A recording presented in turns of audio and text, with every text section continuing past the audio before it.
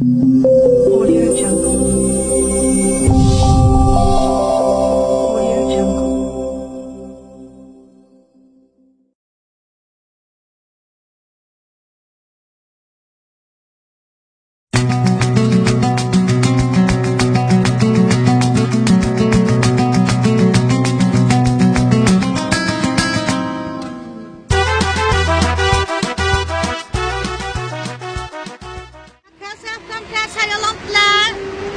Şokul neç bu satla? 5 koydun sattım kilosunu. Ha sok piyazıca. Bu piyaz teyit koy oldu. Piyazca. Piyaz 2 koy oldu. Ha yanıyorca. Teyit koydum oldu. Haltalayım fıkam halta. Esas itik kılcıma aça. Bekasa fıkam bekasa.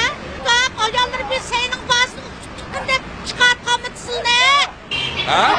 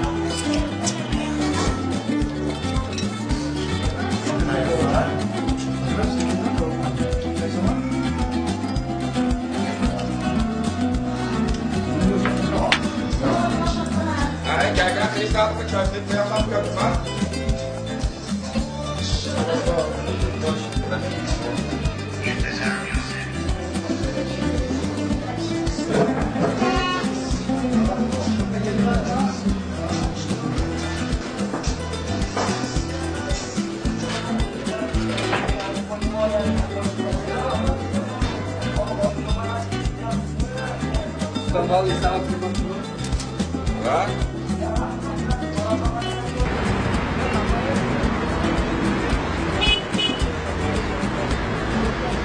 Göbe aç kapını kasanla kası vururdum ha.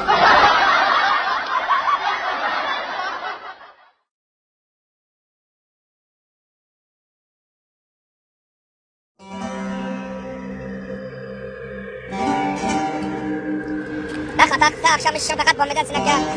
Katak bunu sen boş kabı getir abi sen kadar. Hey.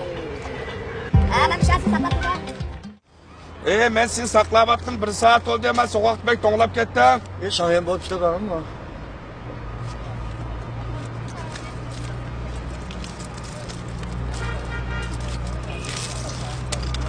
Ha? Çakmak var. Ötelden tükürük badaf kan.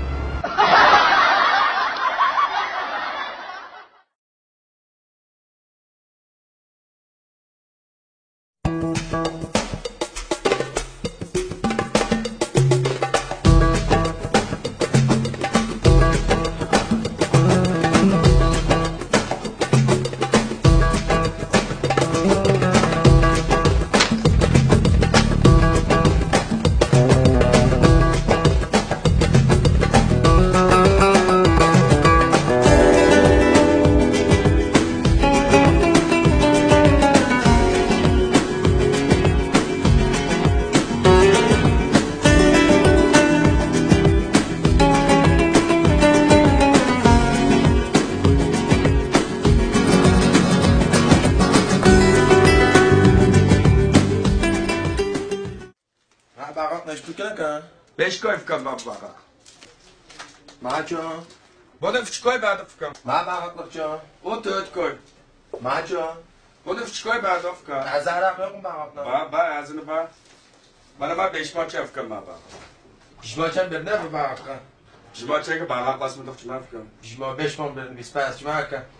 O gavda asıl kapı maaş muhre kağız gizplan takatmam la.